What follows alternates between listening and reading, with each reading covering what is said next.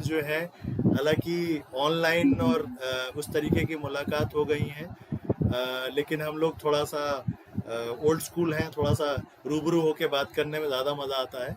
खैर, नई चीज़ें हैं, सीख रहे हैं और जी। उसकी वजह से हो सकता है थोड़ी देर भी हो सकती है। आज थोड़ी सी परेशानी दोबारा हुई नेटवर्किंग को लेकर के, न्यूज़ स्ट्रीमिंग हो गई, तो दोबारा से हमें बनवाना पड़ा, लिंक दोबारा क्रिएट करना पड़ा। और मैं बहुत खुश हूँ कि आज आप दोनों छत्तीसगढ़ से हमसे बात करने के लिए तैयार हैं, और हमारी कोशिश रहती है कि हम दूर दूर से, अलग अलग राज्यों से, अलग अलग सिटीज़ से, जोड़ों से बात कर पाएँ या लोगों से बात कर पाएँ। तो ढाई आखर प्रेम का जो आज हमारा एक लाइव सीरीज़ चलती है, उसका आज छठा पार्ट है। तो शुरू करने से पहले तो आप दोनों को नमस्कार, आदाब, जय जोहार, जिंदाबाद, जो भी आप कहते हैं। और कैसा रहा आज आपका दिन? इतवार था तो ठीक रहा? आज छुट्टी होगी? जी, सबसे पहले तो सर धन्यवाद आपको कि हमें आपने इनवाइट किया और आज हमारे साथ लाइव कन्वर्सेशन पे जुड़े हुए हैं। और रही बात इतवार की, तो आज हमारा दिन बहुत ही अच्छा रहा, क्योंकि आज हम इनके मायके गए हुए थे, यानी कि मेरे ससुराल। अरे वाह! हाँ हाँ। और हाँ, तो कुल मिलाकर दिन अच्छा ही रहा है आज का। अच्छा, मेरा थोड़ा सा हेक्टिक रहा। आज हम थोड़ा सा घर शिफ्टिंग कर रहे थे, तो 2 दिन से लगे हुए हैं, और अभी 2-3 दिन और लगेंगे सामान को रखने में, उसमें। तो काफ़ी, बल्कि मुझे अभी चश्मा नहीं मिल रहा था, बड़े मुश्किल से मैंने चश्मा ढूंढा। तो ये सब विषय है। तो चलिए हम लोग अपनी बात को बढ़ाते हैं, आगे चलाते हैं, जो हमारी सीरीज़ है। थोड़ा सा सीरीज़ के बारे में जी। इंट्रोडक्शन दे दूं। ये एक ऐसी कोशिश है जिसमें हम लोग उन लोगों से बात करते हैं जिन्होंने जाति और धर्म से ऊपर उठ करके कुछ ऐसा अपना रिश्ता बनाया है, या समाज को उस नज़र से देखा है, तो जिससे कि उनकी ज़िंदगी और उनके आसपास रहने वाले लोगों को एक एक ज़िंदगी जीने का एक नया नज़रिया, एक नई सोच मिली है। तो आज हमारी उसी प्रयास में, उसी कोशिश में, आज हमारे बीच डॉक्टर रोशन और अनुपमा जी हैं। तो आप दोनों अपना अपना परिचय दीजिए, अपना तारुफ, अपना इंट्रोडक्शन दीजिए, और साथ में बहुत इम्पोर्टेंट हमारी साथी हैं जिसके बारे में आप खुद ही बताएंगे, जो तीसरी साथी हैं, वो भी आप बता दीजिए। जी। साथी ने साथी जी। मेरा नाम डॉक्टर रोशन बरियार है, और मैं छत्तीसगढ़ के जसपुर जिले में अभी कार्यरत हूँ as a block medical officer. Basically मैं छत्तीसगढ़ के अंबिकापुर का रहने वाला हूँ। अनुपमा जी। मैं अनुपा तिग्गा हूँ, जो मेरी एलएम है नर्स, और मैं जसपुर जिला के हूँ, छत्तीसगढ़ की रहने वाली। और ये जो तीसरी जो हमारी साथी है, मेरी प्यारी सी बेटी, जिसका जन्म अभी 7 मई को ही हुआ है इसी साल, और हमने इसका नाम मनीष सिंह रखा है। बहुत बढ़िया, बहुत खूबसूरत नाम है। तो हाँ हाँ, परिचय के लिए बहुत बहुत शुक्रिया। हम लोग, जैसा मैंने पहले ही इंट्रोडक्शन में दिया है, कि हम लोग अलग अलग पहलुओं पे, इस खास करके धर्म और जाति के पहलू पे बात करते हैं। मैं हमारे साथियों को या सुनने वालों को ये बताना चाहता हूँ, देखने वालों को, कि पहली बार हमारे बीच में एक हिंदू और क्रिश्चियन जोड़ा आ रहा है। और क्योंकि अभी तक हिंदू मुस्लिम और इंटरकास्ट जोड़े थे, ये हिंदू और क्रिश्चियन जोड़ा है। और जैसा कि आप दोनों से जाहिर हो रहा है कि आप जो है जनरल कास्ट से हैं, और एक जो अनुपमा जी हैं, वो क्रिश्चियन होने के साथ साथ आदिवासी भी हैं। तो एक एसटी होने का मतलब ये भी एक विविधता है, जो कि अच्छी बात है। हमको ये भी एक पहलू दिख रहा था। तो बहुत बहुत शुक्रिया आप दोनों का आने के लिए। तो मैं चाहूँगा कि थोड़ा सा अपने बारे में कैसे मिले, और क्या हुआ ये थोड़ा सा जिक्र दें, फिर बात करें, फिर उसके बाद आगे जी। सबसे पहले तो मैं बताना चाहूँगा कि मेरी गवर्नमेंट जॉब जो यहाँ पे जशपुर ज़िले में लगी है, मैं 2013 सितंबर 2013 में मैं यहाँ जशपुर आया एज ए मेडिकल ऑफिसर। और जशपुर ज़िला के गांव पैकू जो इनका पैतृक गांव है, वहाँ पर एक प्राथमिक स्वास्थ्य केंद्र है, वहाँ मेरी पोस्टिंग हुई। और मेरे पोस्टिंग होने के ठीक 1 महीने बाद इन्होंने वहाँ पर जॉइन किया एज ए एएनएम। तो ये मेरे पीएचसी पे ही थी, मेरी ही प्राथमिक स्वास्थ्य केंद्र पे थी। तो पहली नज़र में ही ये मुझे पसंद आ गई। फिर मैंने सोचा कि मैं एक डॉक्टर हूँ और इनका अधिकारी हूँ, तो मैं भाई स्वयं से शुरुआत कैसे करूँ? थोड़ी मुझे हिचक हो रही थी, लेकिन मेरे कुछ स्टाफ हैं, मैंने उनको इस बारे में बताया कि भाई मुझे वो पसंद है, लेकिन मैं चूँकि उनका एक अधिकारी हूँ और एक डॉक्टर हूँ, तो मुझे स्वयं से पहल करने में हिचक महसूस हो रही है। तो उन्होंने फिर हेल्प की हमारी, जो हमारे स्टाफ हैं, वो मैसेज इन तक पहुंचाया गया कि भाई डॉक्टर साहब आपसे बात करना चाहते हैं। तो धीरे धीरे फ़ोन पर ही बातचीत शुरू हो गई। कभी किसी कार्य के बहाने, जैसे इनका जो फील्ड वर्क है टीकाकरण का या कुछ भी, तो मैं इनको फ़ोन करके बताता था कि आज फलाने जगह मीटिंग है, या आज फलाने जगह टीकाकरण है, या आज यहाँ पर ये चीज़ नहीं होनी है। तो धीरे धीरे करके बात आगे बढ़ी और करीबन 2 साल अफेयर चलने के बाद हमने 2015 में मैरिज करने का डिसीजन लिया। लेकिन उस समय हमारे साथ समस्या ये थी कि नहीं, क्योंकि मेरी एक छोटी सिस्टर थी। रोशन साहब, उस पे आने से पहले मैं अनुपमा जी से समझना चाहूँगा कि जब अनुपमा जी आपको ये मैसेज मिला कि डॉक्टर साहब बात करना चाह रहे हैं आपसे और वो बहाने ढूंढ रहे हैं, तो तब आपको कैसा लगा? आपको लगा कि कोई काम के सिलसिले में ही मतलब मैसेज आ रहा है, या थोड़ा सा जो डायरेक्ट मैसेज था कि भाई आई एम इंटरेस्टेड, मैं आपसे ज़्यादा मित्रता करना चाह रहा हूँ?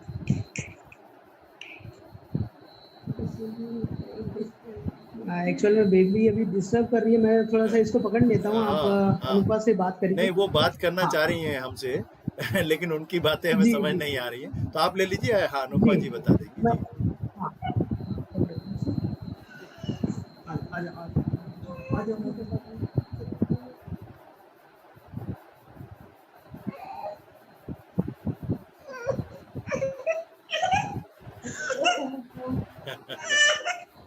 जी। उनको पसंद नहीं आया आपको छोड़ना? फिर से बोलिए। हाँ, मैं ये पूछ रहा था कि जब आपको ये मैसेज आया कि डॉक्टर साहब आपसे बात करना चाह रहे हैं, तो आपको क्या लगा? थोड़ा डर लगा कि भाई पता चला कि मेरे काम को लेकर के मुझसे बात करना चाह रहे हैं, या आपको थोड़ी सी हैरानी हुई कि डॉक्टर साहब क्यों करना चाह रहे हैं? उस वक्त कैसा फील हुआ? उस टाइम तो जो इनके साथी थे वही बोले थे कि डॉक्टर साहब आपसे बात करना चाहते हैं, तो मैं बस ऐसे ही बोल कि आप झूठ बोल रहे हैं, ऐसा कुछ नहीं है, वो बात नहीं करना चाहते हैं, ऐसे बोल दी थी। फिर उसके बाद उन्होंने बोला कि नहीं, वो बात करना चाहते हैं, तो फिर हाँ बात कर ली थी, पर इतना नहीं सोच रही थी मैं। अच्छा, पसंद करते हैं या कुछ ऐसा है। तो उसके बाद फिर धीरे धीरे वो आपकी जबरदस्ती ड्यूटी लगाने लगे अपने साथ?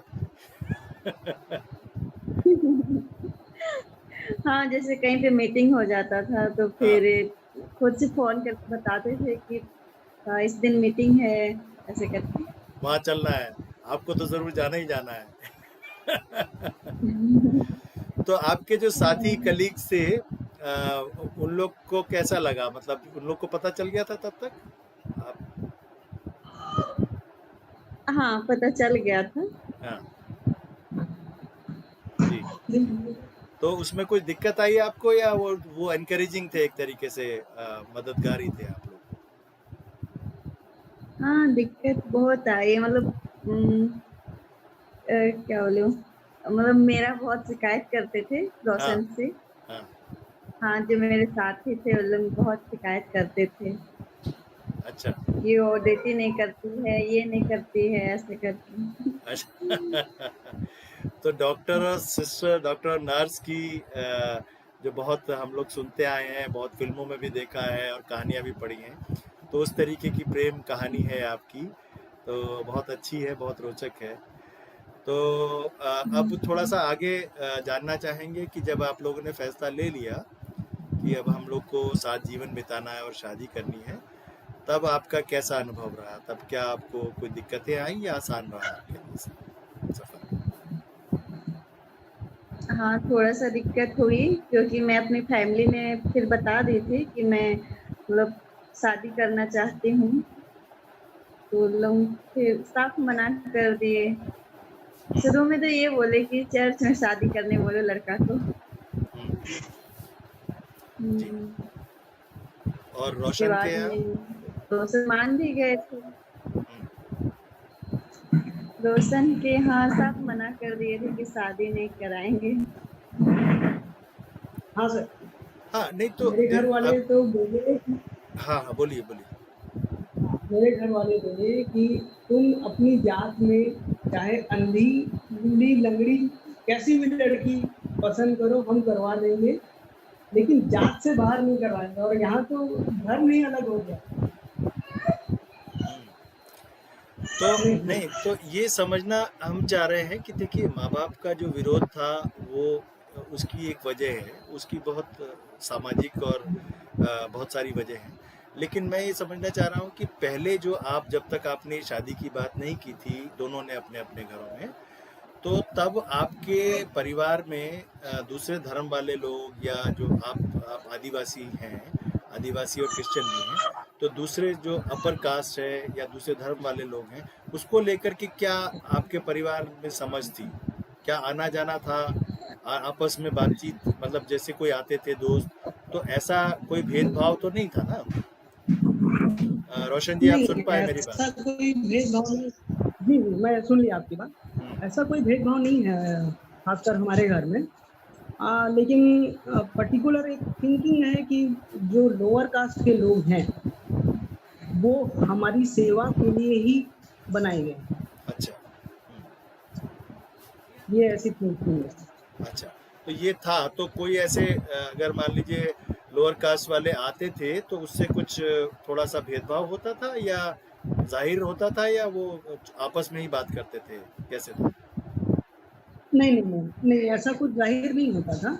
लेकिन जब फैमिली बैठती थी साथ में, तब कई मुद्दों पर चर्चा होती थी, और जहाँ पर फिर जाति की बात आ जाती, तो वो सीधे बोलते थे कि जो लोअर कास्ट है, उनको अपर कास्ट की सेवा के लिए ही बनाए गए। ठीक है, तो ये तो बहुत ही एक जिसे कहते हैं पुरानी मनुवादी सोच है, और इस पे बहुत सारे समाज सुधारकों, स्वतंत्रता सेनानियों, सब ने इस पे काम किया है, इसको हटाने की कोशिश की और अब भी कर ही रहे हैं। हमारा देश भी चाहता है, संविधान भी इसकी इजाज़त देता है कि भाई हम बराबर हैं और इसके बराबर ट्रीट करता है। तो लेकिन फिर जब आपको ये सोच आप ये देखते थे और पढ़ते कुछ और थे, क्योंकि किताबों में तो और कुछ था, है ना? तो फिर आपने कैसे ये निर्णय लिया कि भाई मैं उस सोच के खिलाफ जा कर के इस तरीके का रिश्ता बनाऊं? इसमें बहुत सारे फैक्टर्स जो हैं वो मुझे इन्फ्लुएंस किए। सबसे पहले तो मैं धनक का ही नाम लूँगा, क्योंकि जब मैंने मैरिज करने का डिसीजन लिया, तब मैंने इंटरनेट पे सर्च किया कि क्या कोई ऐसा एनजीओ है या कोई ग्रुप है जो इस प्रकार के डिसीजन लेने वाले कपल्स की हेल्प करता है। और मैंने आपका एक एनडीटीवी पे इंटरव्यू देखा था, आपका और रानू मोहन का, तो वहाँ से मुझे इन्फ्लुएंस मिला। बाकी कुछ मैगजीन्स में मैंने जातिवाद कैसे दूर किया जाए, उसमें पढ़ा था कि अंतरजातीय विवाह एक ऑप्शन है जिससे जातिवाद को कम किया जा सकता है। और कुछ अपने फ्रेंड्स सर्कल में भी हैं जिन्होंने इंटरकास्ट शादी की। तब मैंने हिम्मत अपने आप को दिलाई कि हाँ, मैं ये डिसीजन ले सकता हूँ और मैं ऐसा करके ही रहूँगा। नहीं, मैं आपने बिल्कुल बताया, लेकिन मैं ये समझना चाह रहा हूँ कि क्योंकि घर की सोच से आपकी सोच थोड़ी भिन्न हो गई इस मामले में, है ना? तो वो ऐसी क्या जी। चीज़, क्या बात थी जिसकी वजह से आपने घर की सोच से अलग हट करके ये फैसला लिया? ऐसा क्या हुआ था? जी। पहली बात तो ये है कि जब मैं इनके साथ रिलेशनशिप में आया और फिर मेरे दिमाग में ये रहा कि अपन रिलेशनशिप में हैं और एक कास्ट के चलते या रिलीजन के चलते हम एक दूसरे से अलग हो जाएं, तो ये मानवता के दृष्टिकोण से सही नहीं रहेगा। क्योंकि कहीं न कहीं अगर क्योंकि डिसीजन पहले मैंने इनको अपना बताया था कि मैं मैरिज करना चाहता हूँ और अगर मैं पीछे हटा तो एक तरह से इनके साथ एक धोखाधड़ी है। तो सबसे पहली बात तो दिमाग में वही चीज़ आई कि मैं इनको धोखा नहीं दे सकता। जो मैंने कमिटमेंट किया है वो मैं करूँगा।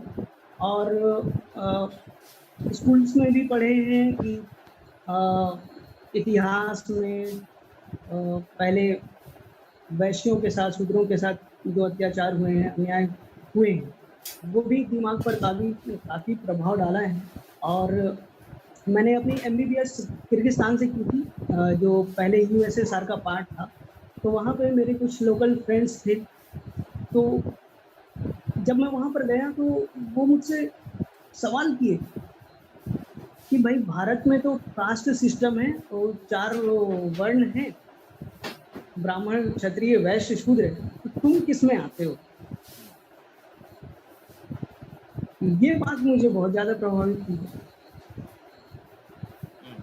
तो ये सब फैक्टर्स हैं जिससे मैं प्रभावित हुआ और फिर डिसीजन मैंने अपना लिया कि नहीं, ये मेरी ज़िंदगी है और ये मेरा अधिकार है और इसको ये अधिकार मुझसे कोई छीन नहीं सकता। ठीक, बहुत ही महत्वपूर्ण बात बताई आपने। अनुपमा जी कुछ जोड़ना चाह रही हैं इसमें? अनुपमा जी के लिए तो काफ़ी चुनौती भरा रहा होगा, क्योंकि वो महिला होने के नाते भी काफ़ी चुनौतीपूर्ण होता है और परिवार उनका भी तैयार नहीं था। वो भी अपने परिवार की सोच के खिलाफ गई। क्या उनका परिवार तैयार हो गया था? आपका परिवार तैयार हो गया था शादी से पहले? नहीं हुआ था। नहीं हुआ था। अच्छा, तो आपके लिए भी एक तरीके से चुनौती भरा ही फैसला था, क्योंकि परिवार के लिए।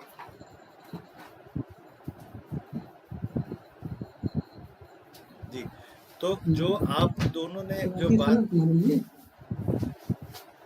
हाँ कोई बात नहीं, मैं समझ सकता हूँ। वो मनुश्री जो हैं वो अपनी बात कहना चाह रही हैं। तो हाँ, नहीं तो जो बात आप दोनों कह रहे हैं और आप खास करके आपने जो कही है, ये बहुत ही इम्पोर्टेंट बात है। क्योंकि देखिए होता ये है कि अक्सर हमें ये फ़ोन आते हैं युवाओं के जो शादी करना चाहते हैं, और उसमें एक पक्ष ये कहता है कि भाई दूसरा पक्ष जो है वो तैयार, अब जो है उसके लिए परिवार जब तक नहीं मानेगा तब तक वो शादी नहीं करे। और इस बीच क्या होता है, कोई बात नहीं, अच्छी बात है, परिवार ना माने, परिवार को मनाना चाहिए, लेकिन इस बीच क्या होता है कि उसका, दूसरे पक्ष का कहीं ना कहीं रिश्ता भी देखा जाता है, सगाई भी हो रही होती है, और वो उसको बहुत खुल के मना नहीं कर पाता है ना। तो वो बहुत एक ऐसी स्थिति है जिसे, जैसे आपने कहा कि मैं अब इसको मझधार में नहीं छोड़ना चाहता था और मैंने फैसला लिया। तो ये हम अक्सर उन जोड़ों के साथ, खास करके जो पीछे हट रहा होता है, उससे सवाल करते हैं कि भाई आपने जिस वक्त प्रेम किया उस वक्त तो माँ बाप को मालूम नहीं था, और ना ही माँ बाप से आपने इजाज़त ली। अगर ली होती तो वो इजाज़त देते भी नहीं और आप प्रेम भी नहीं करते, लेकिन आपने कर लिया, हो गया, क्योंकि बहुत प्राकृतिक है, नेचुरल है। अब आपके लिए पेरेंट्स इंपॉर्टेंट हो गए, अच्छी बात है, बिल्कुल पूछना भी चाहिए, बात भी करनी चाहिए, लेकिन जहां आपको लग रहा है कि वैचारिक मतभेद है, सिर्फ विचारों का मतभेद है, कास्ट और रिलीजन को लेकर के, रीजन को लेकर के, लैंग्वेज को लेकर के, उस पे आपका मतभेद है, तो आपको फिर आप मनाने में पूरा वक्त, या तो मनाइए, और मना के अगर वो कहते हैं कि नहीं करनी है तो अलग हो जाइए। फिर आप इस उसमें ना पड़े रहें कि नहीं जी हम मना ही रहे हैं, पूरी जिंदगी मनाते रहेंगे। और हमने देखा है जब एक बार ना हो जाता है तो फिर ना ही हो जाता है, तो वो दूसरे पक्ष को जो तैयार है उसके साथ एक तरीके से चीटिंग हो जाती है, वो एक तरीके से धोखा हो जाता है, और वो दूसरा पक्ष बहुत परेशान होता है। ऐसे तमाम फोन आते हैं और उसमें हम बात करते हैं दोनों से, लेकिन दूसरा पक्ष जो जो जो माँ बाप को जब तक मानेंगे नहीं तब तक करेंगे नहीं, तो हम उसमें ऑल द बेस्ट करके ही छोड़ सकते हैं, उसमें बहुत ज़्यादा कुछ कर नहीं पाते। ठीक है, तो अब आपका कैसा रिश्ता है? आप लोगों ने शादी कर ली, तो अब आप कैसे पेरेंट्स के साथ बातचीत है, कैसे अब क्या रिश्ता है? थोड़ा उस पर रोशनी डालना चाहेंगे, बात करना चाहेंगे? जी, मेरे माँ बाप तो मेरे शादी के बाद से ही मुझसे बात नहीं कर रहे थे, और यहाँ तक कि वो अपना गृहनगर, जो अंबिकापुर है मेरा जो गृहनगर है, वो शहर छोड़कर चले गए थे। और अनुपा जो है, उनकी बातचीत तो उनके माँ बाप से हो रही है, उनके घर आना जाना भी हो रहा है, और उनके तरफ से पॉजिटिव रिस्पांस भी है। मतलब उनका कहना है चलो ठीक है, जो हुआ सो हुआ, अब आगे की ज़िंदगी आप लोग को अच्छे से बितानी है, उनका बस यही कहना है। अच्छा, तो मतलब ये इतना भारी भरकम फैसला आपके परिवार ने ले लिया कि उन्होंने अब जहाँ रहते थे, जहाँ बचपना भी वहीं गुजरा था या ज़्यादा उम्र वहाँ गुजरी थी, और वो जगह उन्होंने छोड़ दी, और उसकी वजह क्या रही? यही रही या कि आपने शादी की या कोई और वजह थी? जी, वजह तो एक ये है ही कि मैंने शादी की, लेकिन जो सबसे मुख्य वजह है कि पब्लिक को कैसे फेस किया जाए। लोग क्या कहेंगे, लोग जब ताने मारेंगे या मुंह पर कुछ बोलेंगे, तब सर उठाकर चलते नहीं बनेगा। नहीं, तो ये तो बहुत ही मतलब हम लोग ऐसे बहुत कम केसेस होते हैं हमारे साथ, जितने भी हमें कांटेक्ट करते हैं साथी, बहुत कम है कि इस तरीके से वो अपनी ज़िंदगी को ले जाएं और अपने आप को अलग कर लें उस समाज से जिसके बीच में वो बड़े हुए, और जो उनका पूरा एक तरीके से इकोसिस्टम जिसे कह सकते हैं वो है।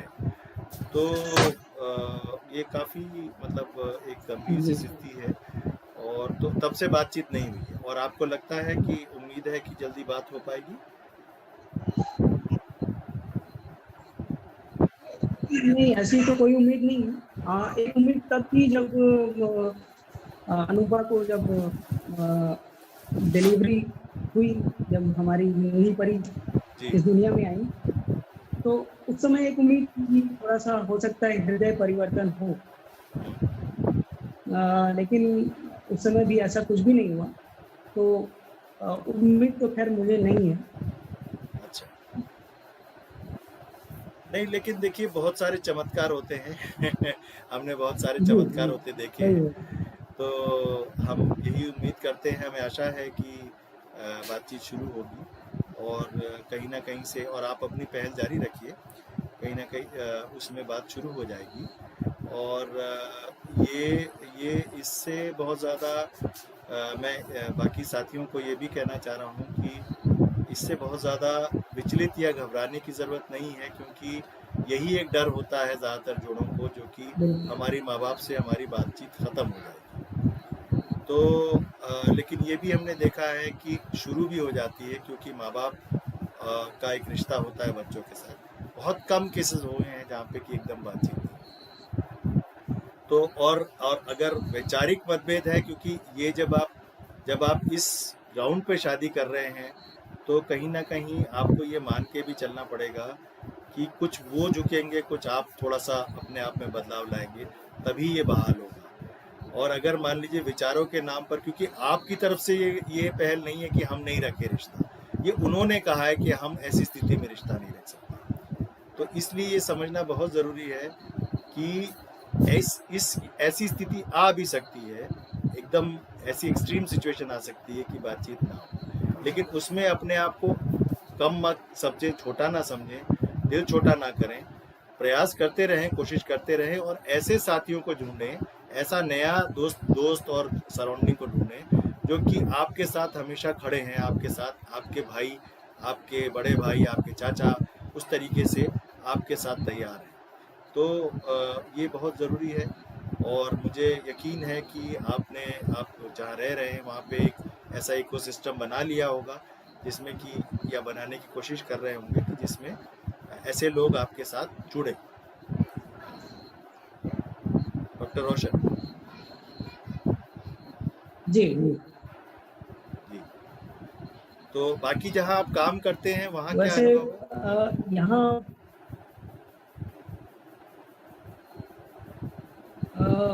यहाँ जहाँ मैं काम करता हूँ ये एक सामुदायिक स्वास्थ्य केंद्र है और यहाँ पर मैं ब्लॉक मेडिकल ऑफिसर के पोस्ट पर अभी एक तरह से इंचार्ज हूँ मैं यहाँ का।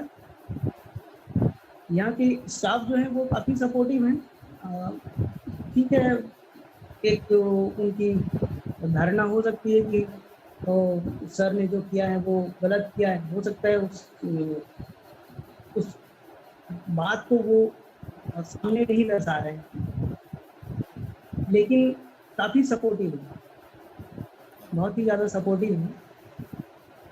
किसी भी चीज़ की ज़रूरत मुझे रहती है तो वो सपोर्ट करते हैं, हेल्प करते हैं। अच्छा, नहीं, बहुत अच्छी बात है। और वो इसलिए भी होता है क्योंकि आप खुद अच्छे हैं, आप खुद इस किस्म के हैं कि आपने सबको अपनाया है। तो जब इस किस्म का आपका व्यवहार होता है और आप में अपने आप में कहीं इनहिबिशन, कोई संकोच नहीं है, जो है ना, जैसे हैं वैसे दिख रहे हैं, वैसे दिखाते हैं, ऐसा नहीं कि कथनी और करनी में फर्क है। बिल्कुल। तो जब वैसी स्थिति होती है तो लोग खुद ब खुद नज़दीक आते हैं और वो मानते हैं कि ये व्यक्ति इंसान अच्छा है और इस व्यक्ति के साथ देना चाहिए। तो ये आपकी खुद की खूबी है जो आप लोगों को आपकी तरफ आकर्षित कर रही है, अट्रैक्ट करती है। तो और उधर आदिवासी समाज में क्या क्या ये अनुपमा जी कहाँ गोंड है? गोंड समाज से किससे हैं? नहीं, वो उरांव समाज से। उरांव से, जी। तो वहाँ कैसा उनका वो कैसे देख रहा है आदिवासी समाज इस चीज को, जो भी जान पहचान है? जो जानते हैं, देखिए, सामने मिलने पर तो कुछ नहीं बोलते हैं, लेकिन पीठ पीछे वो बुराई ही करते हैं कि उसने ऐसा कर लिया, उसने अपने जात से हट के शादी कर लिया, इस तरह की बातें होती हैं। लेकिन कुछ लोग हैं जो बोलते हैं कि डिसीजन लिया, फैसला लिया, सही किया, अपने रिलेशन को इतने आगे कर ले जाते हैं और जाने के बाद अभी तक उसको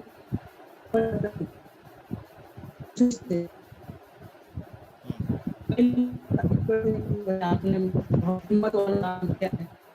और उरांव समाज है,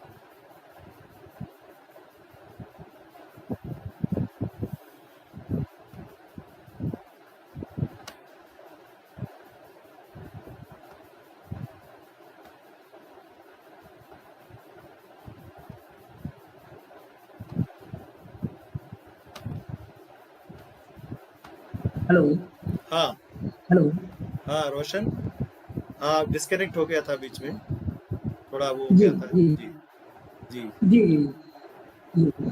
तो मैं समझ रहा हूँ तो क्योंकि यहाँ पर जो उरांव समाज भी, क्योंकि देखिए जितना मैं समझता हूँ, हालांकि मेरी जानकारी कम है, लेकिन आदिवासी समाज जनरली ये देखता है कि जो बाहर के लड़के आकर के आदिवासी लड़कियों से शादी करते हैं तो उनकी कोशिश ये रहती है कि उनकी ज़मीन हड़प लें, है ना, उनको वही एक डर होता है।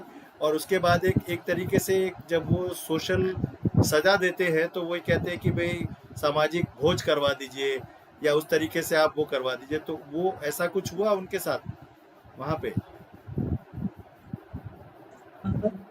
नहीं, फिलहाल ऐसा कुछ नहीं हुआ है, लेकिन इनका जो चर्च है या पारिश, मुझे खैर की जानकारी नहीं क्या है, तो वहाँ के फादर ने शायद बोला था कि हर्जाने के रूप में 10,000 रुपये भरना होगा। हाँ, हाँ, जी जी। तो ये भी एक तो तरीका वापस है, नहीं हाँ, हुई। आदिवासी समाज का एक जी तरीका है जो इस किस्म से वो फैसले कर देता है। तो उसको भी रिकग्नाइज करना पड़ेगा क्योंकि वो उनका लोकल कस्टम है, लोकल ट्रेडिशन है। लेकिन ये अच्छी बात है कि उस तरीके का वो फिर भी उससे बेहतर है कि जहाँ मरने मारने पे उतारू नहीं हो जाते, फिर भी उससे बेहतर है। तो जी जी। जी। तो आप कुछ अब जो है, क्योंकि हमारी बात हुई है और इस पे हम अलग अलग पहलू पे बात कर पाए हैं और नेटवर्क की भी प्रॉब्लम है, तो कोई आप कोई पैगाम देना चाहते हैं जो साथी सुन रहे हैं, जो देख रहे हैं उनको, कि इस किस्म की शादी और इस किस्म की चुनौतियों को कैसे हम धर्म और जाति से ऊपर उठ करके देख सकते हैं और कैसे वो जीवन जी सकते हैं? कोई पैगाम देना चाहते हैं?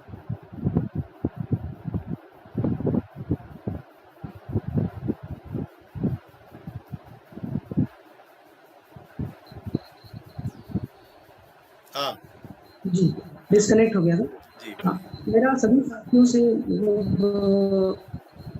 एक ये निवेदन भी रहेगा, जो साथी अभी देख रहे हैं और ये इंटरकास्ट या इंटरफेथ मैरिज करना चाह रहे हैं, तो अगर उन्होंने डिसीजन ले लिया है तो वो बेशक आगे बढ़ें। इसमें पेरेंट्स की रजामंदी के लिए इंतजार ना करें। और सबसे पहले ट्राई करें कि वो कोर्ट मैरिज जो SMA होता है, स्पेशल मैरिज एक्ट, उसके तहत उनकी शादी हो। यदि उससे वो पॉसिबल नहीं होता है तभी वो धार्मिक विवाह अपना चूज कर सकते हैं, जैसे कि मैंने किया था। क्योंकि मेरे भी पहले हमने SMA के लिए ट्राई किया, लेकिन SMA के वक्त मेरे पेरेंट्स ने बहुत मतलब उसमें बाधा लाने की कोशिश की, यहाँ तक कि मेरे पेरेंट्स इनके घर पर पहुंच गए थे। तो हमने फिर यही डिसीजन लिया कि पहले हम धार्मिक विवाह कर लेते हैं, उसके बाद इस विवाह को हम SMA के तहत रजिस्टर करवाते हैं। और दूसरी बात, शादी होने के बाद कम से कम 1 या 2 साल तक समय दें। ऐसा नहीं कि शादी कर लिए और फिर अपने परिवार को मनाने में जुट गए कि भाई हम अपने पेरेंट्स को मना लें या ऐसा कर लें। नहीं, पहले आप अच्छी तरीके से सेटल हो जाइए, उसके बाद आप अपने परिवार से फिर कांटेक्ट करने की कोशिश कीजिए, उनको कन्विंस करने की कोशिश कीजिए। मेरा संदेश तो यही रहेगा। नहीं, बहुत बेहतरीन और बहुत ही महत्वपूर्ण बात, बहुत ज़रूरी बात आपने बताई, और यही शो करता है कि आप कितने डिटरमिन्ड हैं इस पूरी चीज़ को लेकर के, और कि इसी से आप यही देख करके धीरे धीरे आपके साथी जो दोस्त हैं जो छूट गए हैं या पेरेंट्स जो हैं, वो अल्टीमेटली लास्ट में यही देखते हैं कि कैसे आप हैं। तो मुझे लगता है बिल्कुल ये बदलाव लाएगा समाज में भी और आपकी ज़िंदगी में भी, और आपको ज़्यादा जिसे कहते हैं इंक्लूसिव बनाएगा, है ना, औरों के प्रति, औरों की सोच के प्रति। और वही हमें चाहिए आज के देश में, आज हमें भारत में और पूरे मुल्क में ये चाहिए, पूरे दुनिया में चाहिए कि हम लोग और इंक्लूसिव हों, एक दूसरे के प्रति चिढ़े ना, उनकी जो, हाँ, हम उस पर संवाद करें, डायलॉग हो, लेकिन आर्ग्यूमेंट से, ऑल्टरकेशन से या लड़ाइयाँ ना हो। तो इसी पे फिर एक और सवाल पूछना चाहूँगा कि जाति और धर्म को लेकर के आपकी क्या सोच है? जाति और धर्म को लेकर मेरी जो सोच है वो ये है कि सभी मानव वो एक समान है, और ये जो धर्म है, धर्म हम ईश्वर के बेसिस पर हमने धर्म डिवाइड कर दिया। जैसे मैं हिंदू हैं, तो हमने राम या कृष्ण के बेसिस पर अपने आप को हिंदू मान लिया।